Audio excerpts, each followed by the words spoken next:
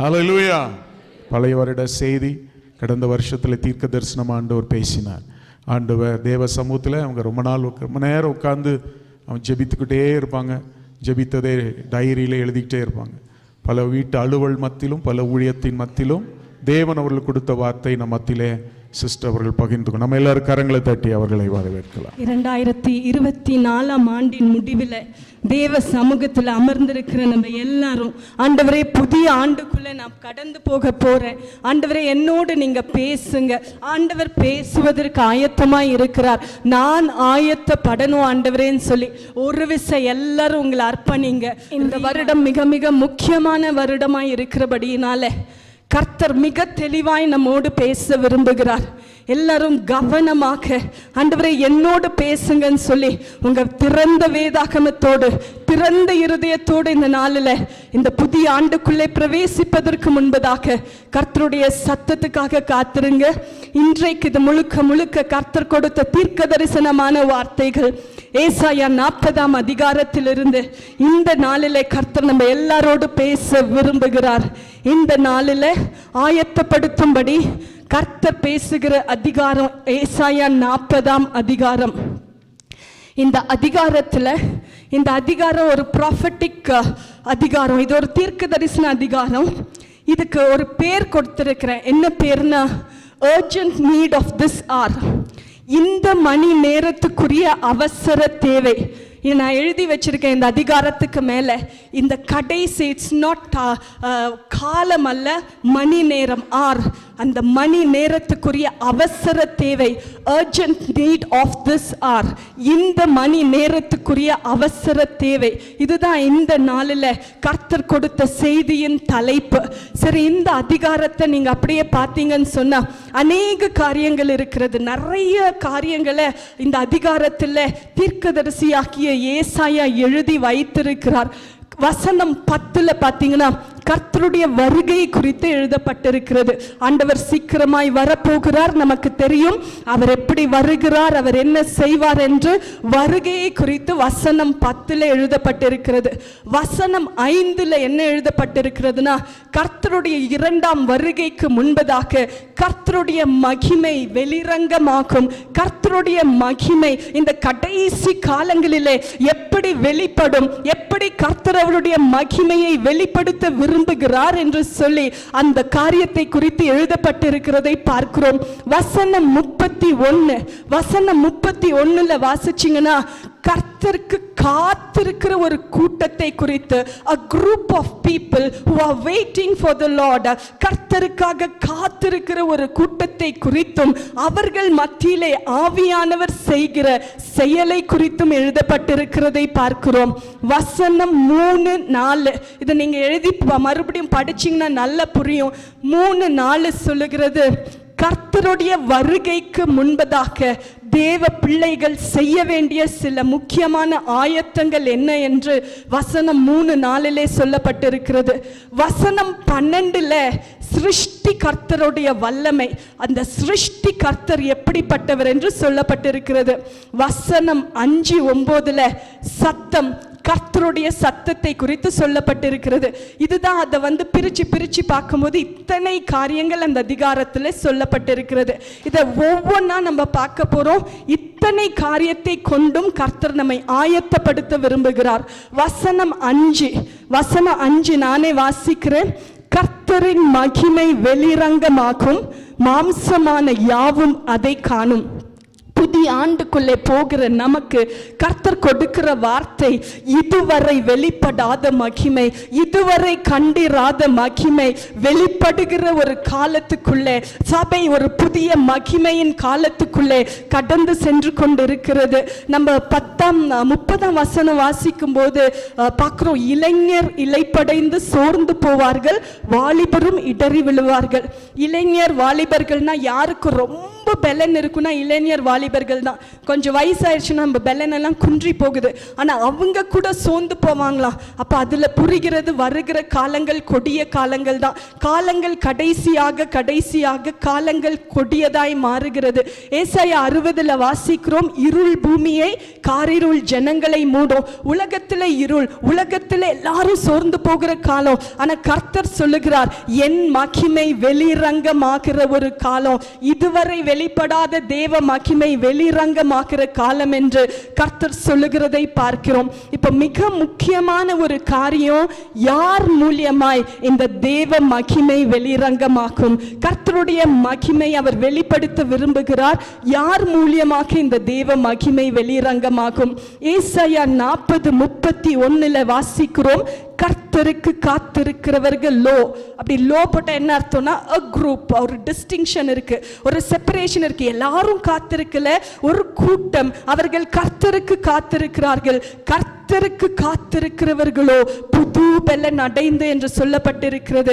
முதலாவது பார்ப்போம், இந்த காத்திருக்கிறவர்கள், இது கோடு போட்டு ஆண்டவர் காட்டுறாரு, காத்திருக்கிறவர்களோ அப்படின்னு, they that wait upon the Lord. அவங்க காத்திருக்கிற ஒரு கூட்டம். என்னென்னவோ உலகத்துல நடக்குது, ஆனா கர்த்தருக்காக காத்திருக்கிற ஒரு கூட்டம் இருக்கிறாங்க.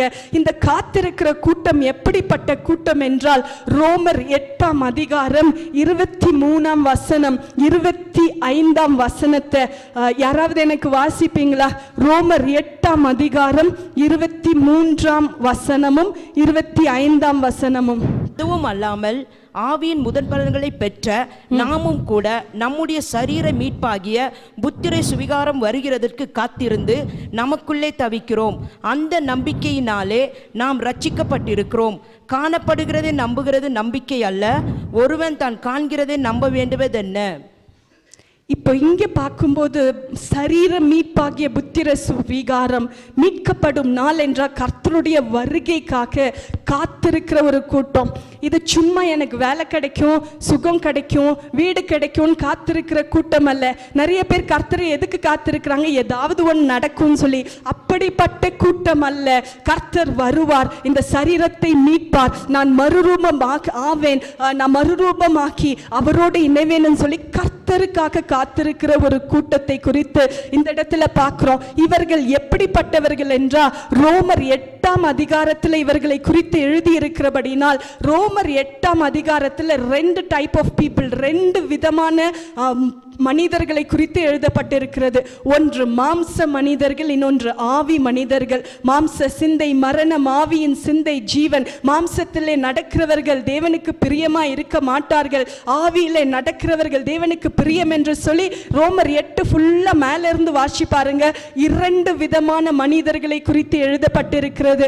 அதுல நீங்க வாசிக்க வேண்டிய வசனம் 8:14 ரோமர் 8:14 மேலும் எவர்கள் தேவனுடைய ஆவியினாலே நடத்தப்படுகிறார்களோ, இந்த வசனம் எல்லாருமே வாசிக்கணும். மேலும் எவர்கள் தேவனுடைய ஆவியானவரால் நடத்தப்படுகிறார்களோ அவர்கள் தேவனுடைய புத்திரர். இந்த தேவனுடைய புத்திரர் என்பவர்கள் தேவனுக்காக காத்திருக்கிறாங்க. தேவனுடைய புத்திரர் என்பவர்கள் தேவனுக்காக காத்திருக்கிறாங்க. இந்த தேவனுடைய புத்திரர் என்று சொல்லுகிற இவர்கள் இந்த கடைசி நாட்களிலே தேவனுடைய மகிமை வெளிரங்கமாவதற்கு தேவனுக்கு தேவை, தேவனுடைய ராஜ்யத்துக்கு தேவை. சரி, தேவனுடைய புத்திரர்னா என்ன? இன்னைக்கு தெளிவாய் பார்க்க போகிறோம். இந்த நாட்களுக்கு the urgent need of this hour, இந்த கடைசி நாட்களிலே, இந்த மணி நேரங்களிலே தேவனுக்கு தேவை, தேவனுடைய ராஜ்யத்துக்கு தேவை தேவனுடைய புத்திரர். இப்ப தேவனுடைய புத்திரர்னா என்னன்னு பார்த்துட்டு மற்ற காரியங்களை பார்க்க போறோம். பாத்தீங்கன்னா தேவனோட பிள்ளை யார் என்று சொன்னா, யோவான் 1:12 சொல்லுகிறது, அவருடைய நாமத்தின் மேல் விசுவாசம் உள்ளவர்களாய் அவரை ஏற்றுக்கொண்டவர்கள் எத்தனை பேர்களோ அத்தனை பேரும் தேவனோட பிள்ளைகள். இயேசு கர்த்தர் என்று நம்பி இயேசு கர்த்தர் என்று ஏற்றுக்கொண்டாலே பிள்ளையா மாறிடும். ஆனா பிள்ளை அல்ல, கர்த்தருக்கு தேவை புத்திரர். not child but sons. வேதம் சொல்லுகிறது, ஓ children of God இல்ல, sons of God. தேவனோட புத்திரர் தேவை. நான் இந்த காரியத்தை சொல்றேன். ஒரு அப்பா இருக்கிறாரு, ஒரு பெரிய எம்டியா இருக்கிறாரு, ஒரு கம்பெனியோட ஃபுல் மேனேஜிங் டைரக்டரா இருக்காரு. அவருக்கு ஒரு குமாரன் இருக்கிறான், அவன் குழந்தையா இருக்கான்னு வச்சுக்கோங்க. அந்த குழந்தை அப்பா வரும்போதெல்லாம் என்ன செய்யும்னா, அப்பாவை பார்க்காது, அப்பா கையில இருக்க பேக்கை தான் பார்க்கும். அதுக்குள்ள சாக்லேட் இருக்கா, அதுக்குள்ள ஜெம்ஸ் இருக்கா, அதுக்குள்ள சோயா இருக்கா, என்னென்ன இருக்குன்னு அந்த பேக்கையே பார்த்துட்டு இருக்கோம். நீங்க எல்லாம் குழந்தை வச்சிருக்கீங்க, உங்களுக்கு தெரியும். குழந்தைங்க என்ன செய்யும், அப்பா வீட்டுக்கு வந்தோன்னு பேக்கையே பார்த்துட்டு இருக்கோம். எப்போ பேக்ல இருந்து எனக்கு மிட்டாய் தருவாருன்னு. மிட்டாய் வாங்கிட்டு ஒரே ஓட்டம், அவ்வளோதான். அப்பா பத்தி எதுவுமே தெரியாது. அப்பா வந்தா எனக்கு இது தருவார், எனக்கு அது தருவார், சாக்லேட் தருவார். எப்பவுமே அப்பாவை எதிர்பார்ப்பது எதுக்குன்னா, பேக்குக்குள்ள என்னது வச்சிருப்பாரு, அதுதான் பிள்ளை. அப்பாவும் ஆசாசியா கொடுத்துட்டு இருப்பாரு. அந்த பிள்ளைக்கு எதுவுமே தெரியாது. எல்லாமே அப்பா தான் பார்த்துக்கணும், படிக்க வைக்கணும், ஃபீஸ் கட்டணும், எல்லா பொறுப்பும் பிள்ளைக்கு. என்ன, அப்பா எனக்கு இது தருவார், ஆசீர்வாதம் தருவார், அது தருவார், அப்பா எல்லாம் பார்த்துக்குவார். பிள்ளையா இருக்கும்போது பிள்ளைக்குரிய எல்லாவற்றையும் செய்வார். ஆனா பிள்ளை பிள்ளையாவே இருக்க கூடாது. அந்த பிள்ளை வளரும் போது ஒரு நாள் அந்த அவன் குமாரனாய் ஒரு புத்திரனாய் மாறும்போது தன் அப்பாவோட அவன் என்ன சொல்றது, உடன் சுதந்திரனாய், இன்ஹெரிட்டட் ஹேர், உடன் சுதந்திரராய் இருக்கும்போது அப்பா மேனேஜ் பண்ற எல்லா காரியத்துல மகனுக்கு பங்குண்டு. அந்த கம்பெனில என்ன பிரச்சனை இருக்கு, அங்க என்ன டீல் பண்ணணும், அப்பாவோட அத்தாரிட்டி அந்த மகன் மேல இருக்கு. Delegated authority. எங்க சைன் போடணுமோ அங்க மகன் சைன் போட முடியும். அப்பா சொல்வார், இந்த காரியங்கள் உன்னோட கண்ட்ரோல்ல இருக்கு, இந்த காரியங்கள் உன்னுடைய பொறுப்புல இருக்கு. அப்பா என்ன ப்ராப்ளம் ஃபேஸ் பண்றார் மகனுக்கு தெரியும், எந்த இடத்துல நிக்கணும் மகனுக்கு தெரியும். அப்பாக்கு இருக்க அதே ஆளுகை மகன் மேல இருக்கிறது. ஓ, இதே பேக்கை பார்த்து கொண்டு இருக்கிற மகன் அல்ல, இப்போது ஏதாவது சாக்லேட் கிடைக்கும் என்று சொல்லி இருக்கிற மகன் அல்ல. அந்த கம்பெனி எப்படி முன்னேற வேண்டும், அந்த கம்பெனி எப்படி மேல போகணும், எல்லாவற்றிலும் தகப்பனோடு தோள் கொடுத்து அதே ஞானத்தை பெற்று ஒரு புதிய என்ன சொல்றது அறிவோடு அவர் வேலை செய்கிறது தான் புத்திரன். இன்றைக்கு தேவ ராஜ்யத்துக்கு பிள்ளைகள் தேவை அல்ல, தேவ ராஜ்யத்துக்கு யார் தேவை, புத்திரர்கள் தேவை. கர்த்தர் எதிர்பார்க்கிறார் புத்திரர்கள் என்ற maturity, matured life in matured Christians. இந்த புத்திரர்களை குறித்து, இந்த புத்திரர்கள் எதற்கெல்லாம் தேவை என்று சொல்லி, எப்படி கர்த்தருடைய மகிமை வெளிரங்கமாகும் என்று சொல்லி, இதுதான் இந்த நாளுக்குரிய, இந்த நிமிடத்துக்குரிய, இந்த மணி நேரத்துக்குரிய தேவை. இந்த காரியத்தை தெளிவாய் பார்க்க போகிறோம். பார்த்தீங்கன்னா ஆண்டவரோட வருகை சமீபம், எல்லாருக்கும் தெரியும். ஒரு பக்கம் ஆவியானவர் வேக வேகமா வேலை செய்யறாரு. ஆண்டவர் வரப்போகிறாரே, அவர் வருவதற்குள்ளாக இந்த மனவாட்டியை அவருக்கு பிரசன்ட் பண்ணும், அவருக்கு ஒப்பு கொடுக்கணும்னு சொல்லி ஆவியானவர் வேக வேகமாய் வேலை செய்யறாரு. இன்னைக்கு நான் பேசுறேன்னு நினைக்காதீங்க, இதெல்லாம் எனக்கு தெரியவே தெரியாது. ஆவியானவர் பேசிக் கொண்டிருக்கிறார். ஏசாயா 40:31 பாத்தீங்கன்னா வேதம் சொல்லுகிறது, கர்த்தருக்கு காத்திருக்கிறவர்களோ புது பெலன் அடைந்து. இந்த புத்திரரா இருக்கிறவர்கள் கர்த்தருக்கு தேவை. கர்த்தருக்கு காத்திருக்கிறவர்களுக்கு இந்த புதிய ஆண்டிலே கர்த்தர் கொடுக்கிற வார்த்தை புது பெலன். இது புதுசுனாலே நீங்க என்ன பண்ணணும்னா, உங்க மைண்ட்ல அந்த அட்ஜெக்டிவ் புது பெலன், பெலன் அல்ல புது பெலன். பெலன் என்றா என்ன அர்த்தம் சொன்னா, இதுக்கு முன்னாடி அது இருந்ததே இல்லை, அது புதுசு, இதுக்கு முன்னாடி நான் பார்த்ததே இல்லை, இதுக்கு முன்னாடி நான் அனுபவித்ததே இல்லை, இதுக்கு முன்னாடி கேள்விப்பட்டதே இல்லை. அப்படிப்பட்ட ஒரு பெலனை கர்த்தர் ஆவியானவர் உங்களுக்கு கொடுக்க விரும்புகிறார். எதுக்கு தெரியுமா, கழுகுகளை போல செட்டைகளை அடித்து எழும்புவார்கள், அவர்கள் ஓடினாலும் இளைப்படையார்கள், நடந்தாலும் சோர்ந்து போகார்கள் என்று வேதம் சொல்லுகிறது. அப்படின்னா என்னன்னா, இந்த வருஷம் ஆவியானவர் நம்ம கிட்ட செய்ய வேண்டிய ஒரு காரியம், நம்மளை உயரத்துக்கு கொண்டு போகணும். அதே நிலைமையில 24 இந்த ஹால்ல ஆரம்பிச்சோம், 25 மறுபடியும் ஆரம்பிக்கிறோம். அடுத்த வருஷம் கர்த்தருக்கு சித்தமானா இதே மாதிரி ஆரம்பிப்போம். இல்ல இல்ல, ஒரு உயரத்துக்குள்ளே நாம் போக வேண்டும். அதே தரையில அதே மண்ணோடு மண்ணா அப்படியே நகர்ந்து ஊர்ந்து ஏதோ ஒரு கிறிஸ்தவ வாழ்க்கை வாழ்வதற்காக இயேசு ரத்தம் சிந்தல, பரிசுத்த ஆவியானவர் உங்கள் மேல ஊற்றப்படல, இத்தனை சத்தியங்கள் ஒவ்வொரு வாரமும் உங்களுக்குள்ள கடந்து வரல. கர்த்தருடைய விருப்பம் நோக்கம் என்ன, கர்த்தருடைய ஆசை என்ன? சபை மேலே எழும்பணும். வேதத்துல சங்கீதம் 18 ஒரு வசனம் இருக்கிறது. சங்கீதம் 18 நம்ம வாசிக்கிறோம். தாவீது சொல்லுகிறார் 32, 33 வசனங்களிலே, நம்முடைய கால்களை மான் கால்களை போலாக்கி என்னுடைய உயர் தலங்களிலே நிறுத்துகிறார். என்னுடைய உயர் தலம், he sets my feet on my high places. உங்க எல்லாருக்கும் ஒரு உயர் தலம் இருக்கிறது. கீழே இருந்து பார்த்தா கீழே எல்லாரும் பார்க்கிறது தான் நமக்கு தெரியும். கீழே தரையோடு தரை இருந்தா எல்லாருக்கும் என்ன தெரியும், அதுதான் தெரியும். ஆனா we are called to move higher. நம்ம உயர எழும்புவதற்கு அழைக்கப்பட்டிருக்கிறோம். உயர எழும்ப எழும்ப ஆவிக்குரிய மண்டலங்களுக்குள்ளே ஆவிக்குரிய காரியங்களை பார்க்கிற அனுபவங்கள் நமக்கு உண்டு. அதை கர்த்தர் வைத்திருக்கிறார். ஆவிக்குரிய மண்டலங்களிலே செயல்படுகிற அனுபவங்கள் உண்டு. அவர்கள் ஓடினாலும் இளைப்படையார்கள், நடந்தாலும் சோர்வடையார்கள். உலகத்துல என்னென்னமோ நடக்குது. ஜனங்களால நடக்க முடியல, ஜனங்களால ஓட முடியல. இங்க திரும்பினா சுனாமி, இங்க திரும்பினா earthquake, அங்க திரும்பினா கொலைகள், என்னென்னமோ நடக்குது. பாதுகாப்பு இல்ல. உலகத்துல நடக்கிறவங்க சோர்ந்து போறாங்க. அடுத்தது என்ன வருமோ, என்ன ஆபத்து வருமோ தெரியலையேன்னு. ஆனா இங்க இருக்கிற கூட்டம் தரையோடு தரையா நடக்கல. அவங்க உயரத்துல இருக்கிறாங்க. உலகத்தின் எந்த காரியங்களும் அவங்கள பாதிக்க முடியாது. அவர்கள் கர்த்தருடைய அபிஷேகத்தை பெற்றவர்கள், அவர்கள் கர்த்தருடைய பலனை பெற்றவர்கள், அவர்கள் வேகமாய் தேவனோட ராஜ்யத்துக்காக செயல்படுகிறவர்கள். உலகத்தின் எந்த காரியங்களும் ஏன் உயரத்துக்கு போயிட்டாங்க தெரியுமா? கீழே இருக்கிற எந்த காரியமும் அவர்களை பாதிக்காது. நீங்க எல்லாருமே கேட்கணும், எனக்குன்னு ஒரு உயர் தலம் வச்சிருக்கீங்கப்பா, எனக்குன்னு ஒரு உயர் தலம் வச்சிருக்கிறீங்க. இந்த ஆண்டில் நான் மேல எழும்பணும் ஆண்டவரே, மேல எழும்பணும். ஆண்டவர் ரெடியா இருக்கிறாரு, ஆவியானவர் ரெடியா இருக்கிறாரு. புது பலன் கொடுக்க அவர் ஆயத்தமா இருக்கிறாரு. அது மாத்திரம் அல்ல, ஓடினாலும் இளைப்படையார்கள், நடந்தாலும் சோர்வடையார்கள்னா ஓடி ஓடி வேலை செய்யணும். நடந்து நடந்து என்னன்னா இந்த கால் இல்ல, ஆவிக்குரிய கால்கள், ஆவிக்குரிய கைகள். நம்ம வேலை செய்ய வேண்டிய நாட்கள் அது வந்து வேகமா செய்யணும். இந்த வசனத்துல 3 இருக்கு. ஒன்னு new strength, new height and new speed. ஒரு புது பலன், அதுக்கப்புறம் புது உயரம், அதுக்கப்புறம் புது வேகம். இது 3 இந்த ஆண்டிலே சபைக்கு தேவை. இதெல்லாம் யாருக்கு கர்த்தர் கொடுக்கிறார்னா, கர்த்தருடைய புத்திரருக்கு. மாம்சத்தால் நடத்தப்படுகிறவர்கள் அல்ல, தேவ ஆவியினால் நடத்தப்படுகிறவர்களுக்கு கர்த்தர் ஒரு புது பலனை கர்த்தர் வாக்கு பண்ணி வைத்திருக்கிறார். கட்டாயமா ஆவியானவருடைய விருப்பம், ஆவியானவருடைய ஆசை இந்த புதிய ஆண்டுக்குள்ளே பலனை பெற்றுத்தான் கடந்து செல்ல வேண்டும். உயர எழும்பி தான் ஆக வேண்டும். வேகமாய் செயல்பட்டு தான் ஆக வேண்டும். அப்படி செய்யலனா சோர்ந்து போகிற அனுபவங்கள், பின்னடைந்து தடுமாறி வீழ்ந்து போகிற அனுபவங்கள். என உலகம் அவ்வளவு கடினமானதாய் மாறிக்கொண்டிருக்கிறது.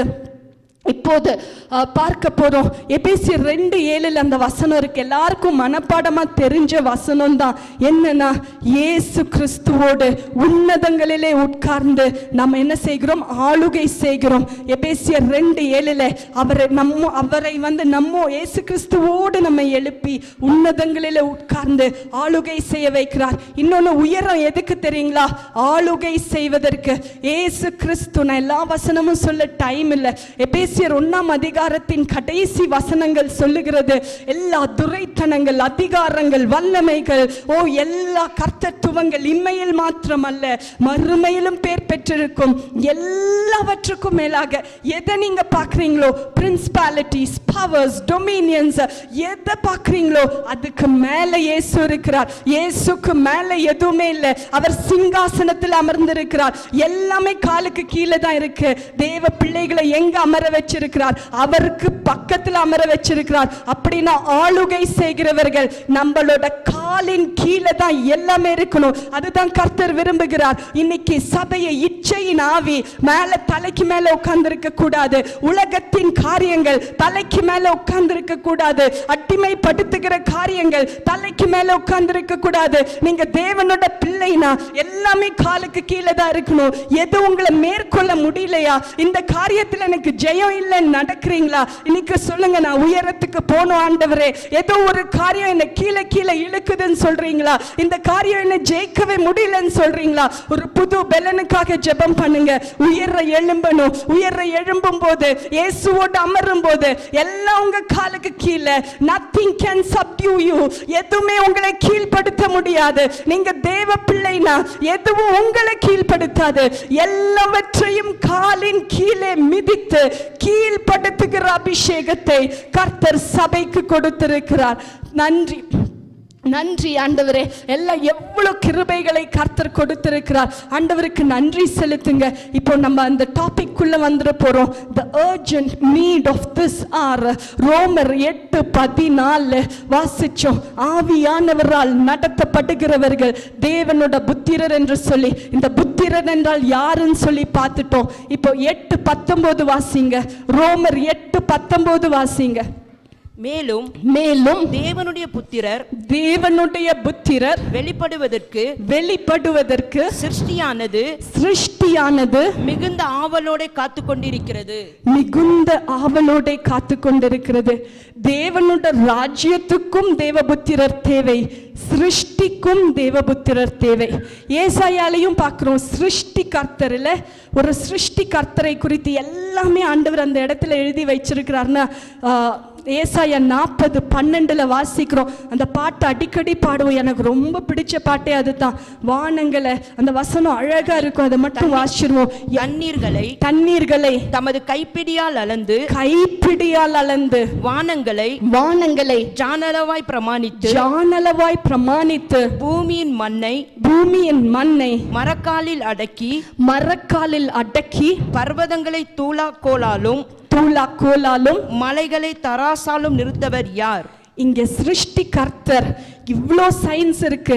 யாராவது ஒன்று தண்ணி அளந்திருக்காங்களா? எவ்வளோ டெக்னாலஜி இருக்கு. இதுல இருக்கிறது ஏதாவது ஒன்று யாராவது செய்ய முடியுமா? அவர் சிருஷ்டி கர்த்தர். இந்த உலகத்தை அவரோட வார்த்தையினால உண்டாக்கினார். அதே தேவன் மனிதனை உண்டாக்கினார். அதே ஆளுகையை மனிதனுக்குள்ள வைத்தார். ஆதியாகமம் 1:26, 28 வாசிக்கும் போது அங்க மனிதனின் படைப்பை மாத்திரம் குறிச்சி வாசிக்கல, மனிதனின் ஆளுகையை குறித்து வாசிக்கிறோம். அதையும் வாசிச்சிருங்க. 1:26-28. பின்பு தேவன் நமது சாயலாகவும் நமது ரூபத்தின்படியேயும் மனுஷனை உண்டாக்குவோமாக.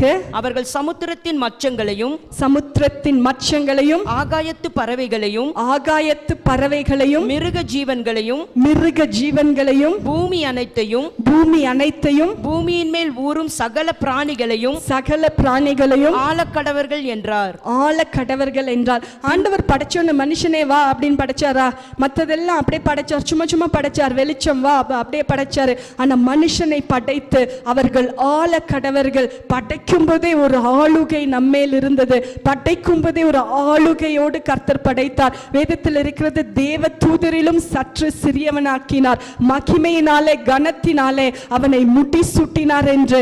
தேவ மனிதன் என்றால் தேவனோட புத்திரனாய் தான் ஆதாமை படைத்தார். ஆனா ஆதாம் என்ன செஞ்சிட்டார்? எல்லாவற்றையும் இழந்து போயிட்டு அந்த ஆளுகையை பிசாஸ் கையில் ஒப்பு கொடுத்துட்டான்.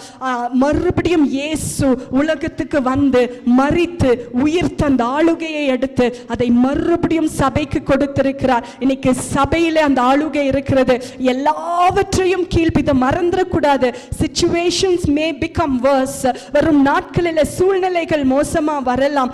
உலகம் வேறு மாதிரி எப்படி வேணா போலாம். ஆனா மறந்துடக்கூடாது, நாங்கள் எல்லாவற்றையும் கீழ்ப்படுத்துகிறவர்கள், எல்லாவற்றையும் ஆளுகை செய்கிறவர்கள் என்று சொல்லி தேவ புத்திரர் சிருஷ்டிக்கு தேவை. அதுக்கு முன்னாடி பார்ப்போம்.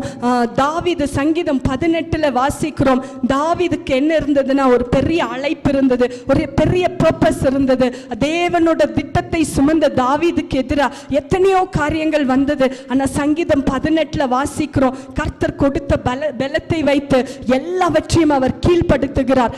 கைகளில் இருக்கிற பலன் எதுக்குன்னா, வெங்கல வில்லை முறிக்க, எக்ஸ்ட்ராஆர்டினரி, டூயிங் த எக்ஸ்ட்ராஆர்டினரி.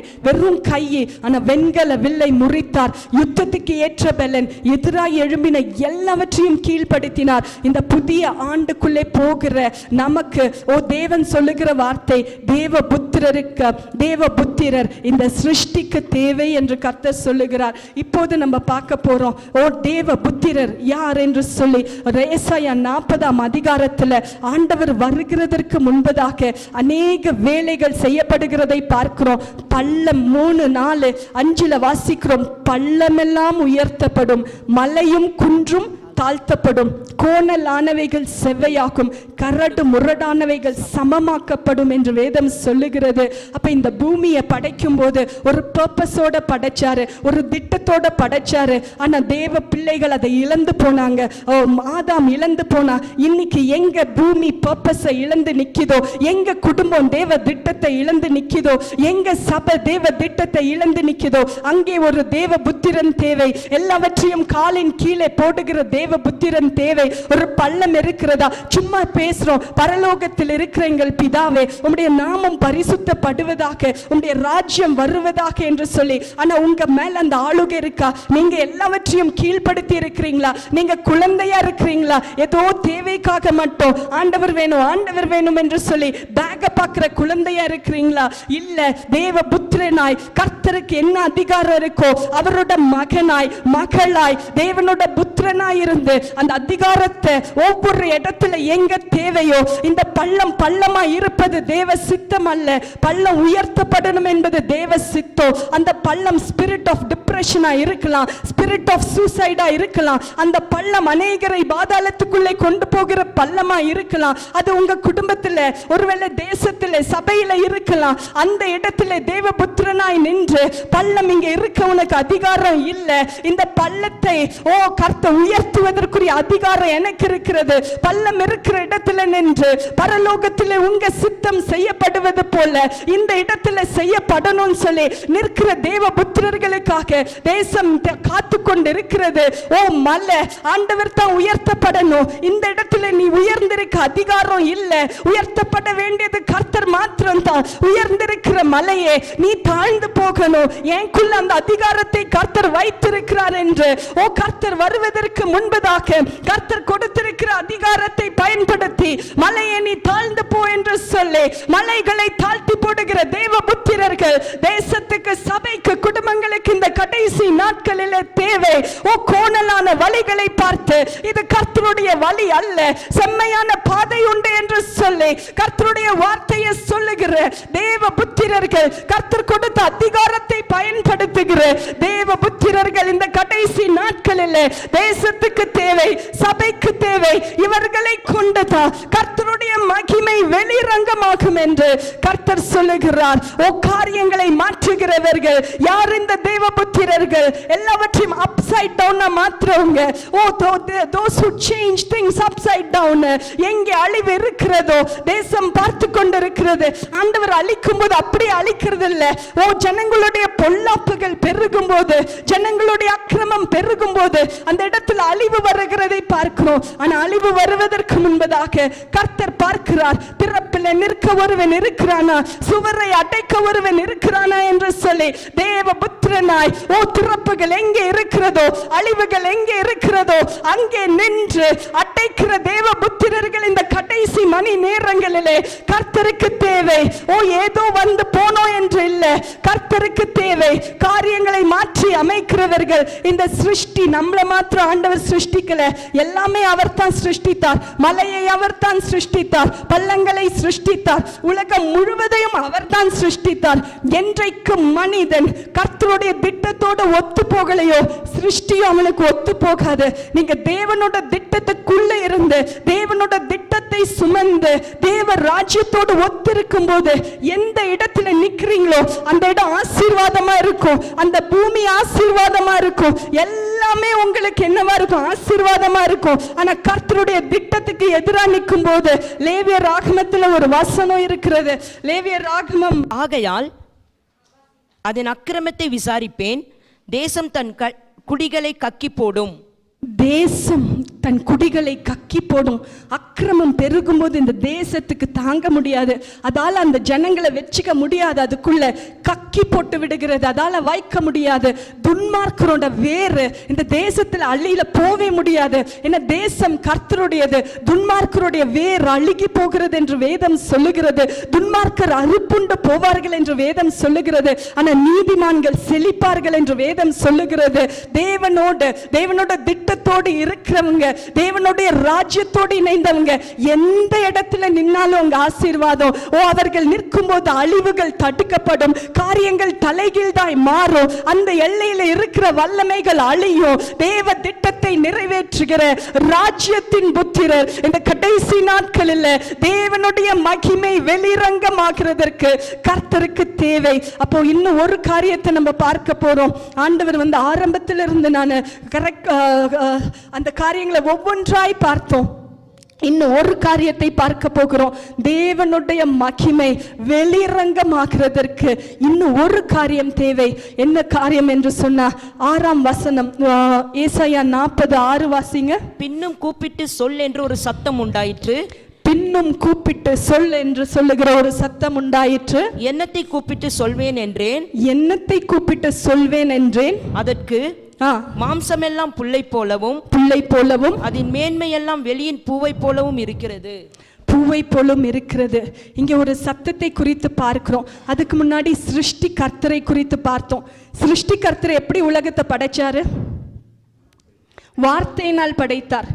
அந்த வார்த்தை, ஆதியிலே வார்த்தை இருந்தது, அந்த வார்த்தை மாம்சமாக்கி என்ன பண்ணார்? கிருபையினாலே சத்தியத்தினாலே நமக்குள்ள இருக்கிறார்.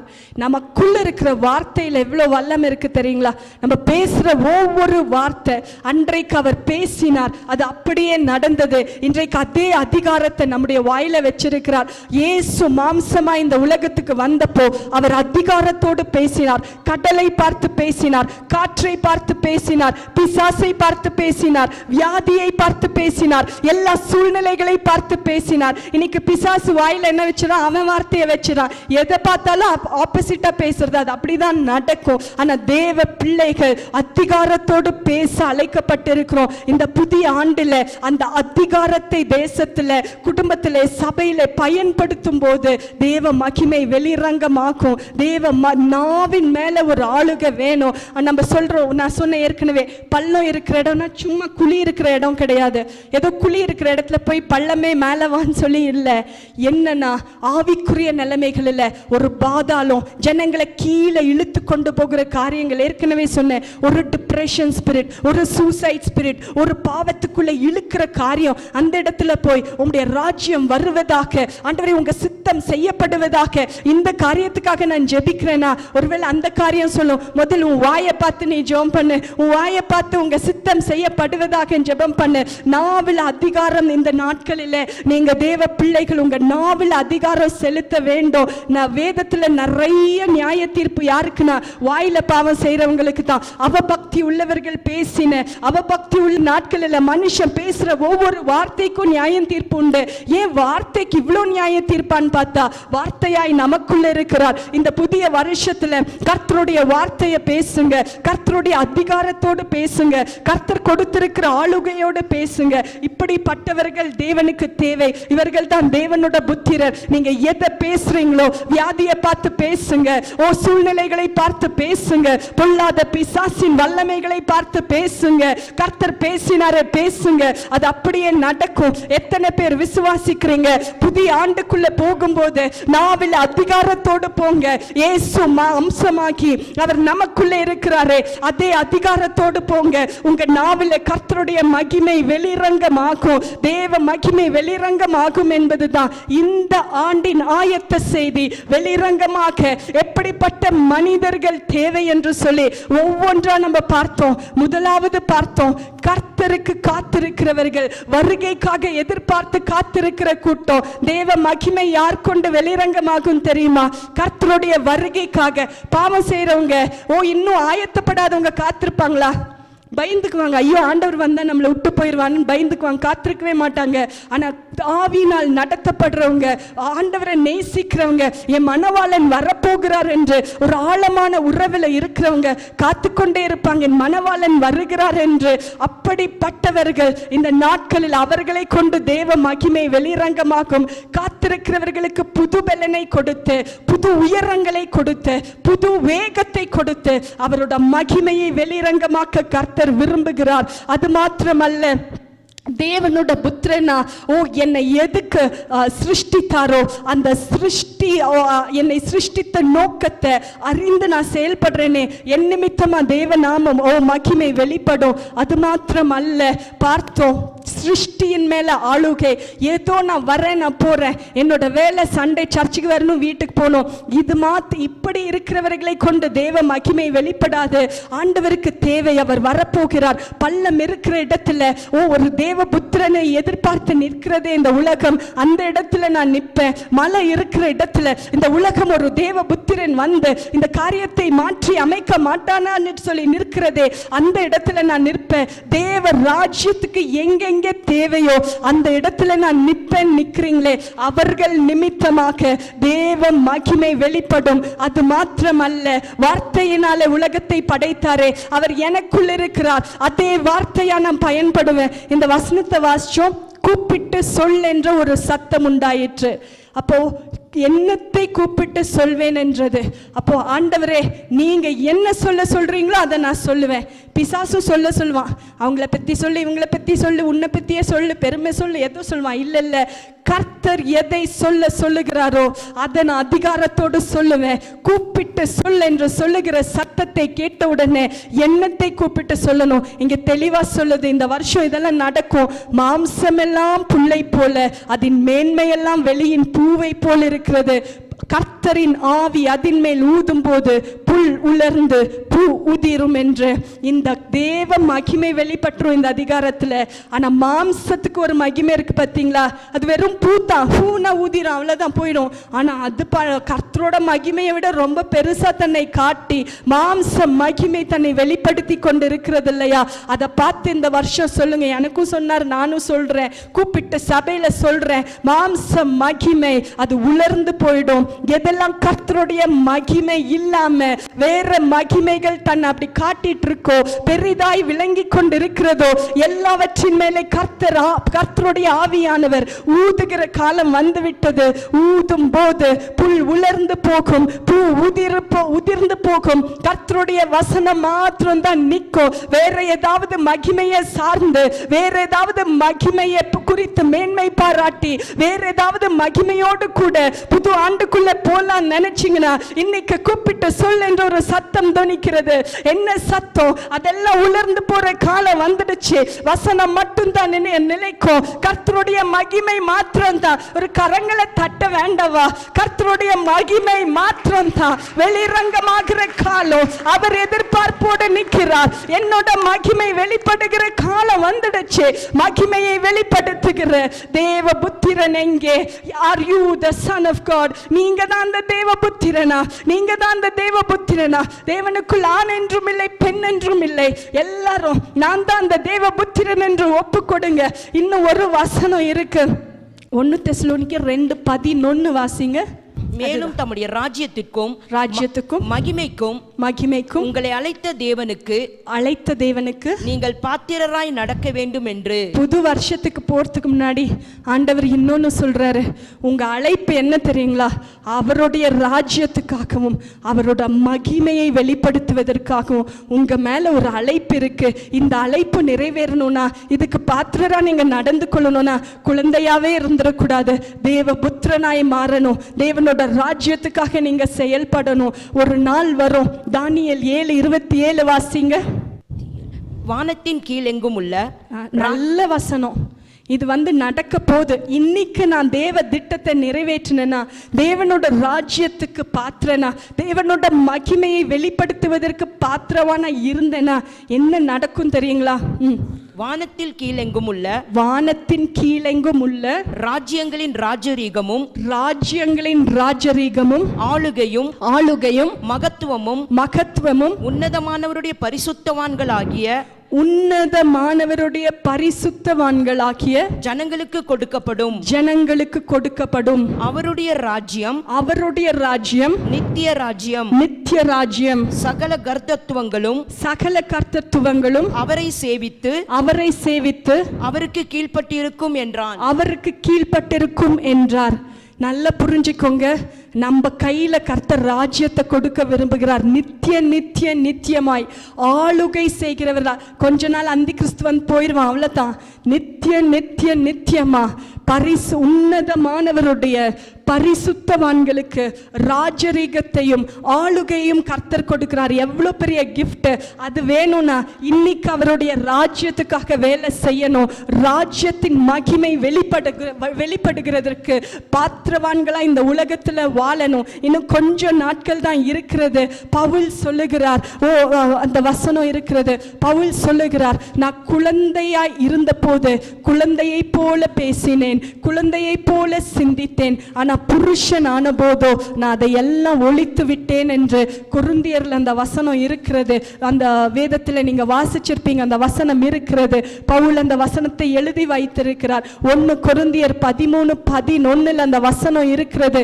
நான் குழந்தையா இருந்தப்போ குழந்தையை போலவே பேசினேன். 1 கொரிந்தியர், நான் குழந்தை போலவே சிந்தித்தேன், குழந்தை போலவே யோசித்தேன். நான் புருஷன் ஆன போதோ குழந்தைக்கேற்றவைகளை ஒழித்து விட்டேன். இந்த 25ஆம் ஆண்டுக்குள்ளே பிரவேசிக்கிற நமக்கு கர்த்தர் சொல்லுகிற வார்த்தை, குழந்தையாவே போயிடாதீங்க. குழந்தையை போலவே யோசித்து, குழந்தையை போலவே பேசி, குழந்தையை போலவே சிந்தித்து 25க்குள்ள போயிடாதீங்க. புருஷராய் மாறுங்கள். தேவ புத்திரர் கர்த்தருக்கு தேவை. புருஷருக்குரிய காரியங்கள், குழந்தைக்கேற்ற எல்லாவற்றையும் ஒழித்து விடுங்க. குழந்தைக்கேற்ற ஒரு முக்கியமான குணாதிசயம், அதுக்கு அறியாமை இருக்கிறது. எனக்கு தெரிஞ்ச அளவுக்கு குழந்தைக்கு தெரியாது. நமக்கு இருக்கிற அறிவு குழந்தைக்கு இல்ல. அறியாமையோடு கூட போயிடாதீங்க. குழந்தையோட காரியங்கள், விளையாட்டு, எத்தனையோ காரியங்கள் இருக்கு. அப்படியே புது வருஷத்துக்குள்ள போயிடாதீங்க. நான் எல்லாவற்றையும் ஒழித்து விட போகிறேன், நான் புருஷனா போக போகிறேன். எல்லா கரங்களை தட்டி, ஆண்டவரே எங்க கிட்ட எதிர்பார்க்கிறீங்க, ஆண்டவரே புருஷரை நாங்க போக போறோம். ஏன்னா புருஷர் மூலியமா தேவ மகிமை வெளிரங்கமாக போகிறது. ஆவியினால் நடத்தப்படுகிறவர்கள் மூலியமா தேவ மகிமை வெளிரங்கமாக போகிறது. 25ஆம் ஆண்டு தேவ மகிமை வெளிரங்கமாகும். எத்தனை பேர் நம்புறீங்க? மாம்சமான யாவும் அதை காணும். கரங்களை தட்டுங்க. இதுக்கு மேல மகிமையை எந்த வல்லமைகளும் தடை பண்ண முடியாது. உயர எழும்பின எல்லாம் தாழ்த்தப்படும். தேவ பிள்ளைகள் நிமித்தமாகவே, ஆளுகை செய்கிறவர்கள் நிமித்தமாகவே, புது பலன் பெற்றிருக்கிறவர்கள் நிமித்தமாகவே எல்லாம் காலின் கீழே வரும். தேவ ராஜ்யத்தின் மகிமை வெளிப்படுகிற ஒரு புதிய காலகட்டத்துக்குள்ளே சபை பிரவேசிக்க போகிறபடியால் கர்த்தர் இந்த நாளில் எங்களை ஆயத்தப்படுத்தி இருக்கிறபடியால் அந்த ஆளுகையை எங்க வாழ்க்கைய நல்ல பகுதிகளில், எங்க நாவுகளில் பயன்படுத்த உதவி செய்யுங்க. குழந்தையாயிருந்த நாங்கள் புருஷராய், ஆண்டவரை புதிய ஆண்டுக்குள்ளே தேவ புத்திரராய் பிரவேசிக்க உதவி செய்யுங்க. கடைசியா ஒரே ஒரு வார்த்தை சொல்லி நான் முடிக்கிறேன். 24ல இருந்து 25க்குள்ள போறோம். மனசும் மாம்சமும் விரும்பினா கோபாக்கினே, விரும்புகிறத செஞ்சா கோபாக்கினேன் பிள்ளையா உள்ள போயிருவோம். என் மனசும் மாம்சமும் என்ன விரும்புதோ அதை நான் அப்படியே செய்வேன்னு சொன்னா கோபாக்கினேன் பிள்ளையா 25க்குள்ள போயிருவோம். எப்ப வேணா கோபம், கர்த்தரோட கோபம் வரும். நான் இன்னொன்னு, பிள்ளையாவே ஏதோ குழந்தையாவே போறேன்னா ஜஸ்ட் பிள்ளையா போயிடுவேன்.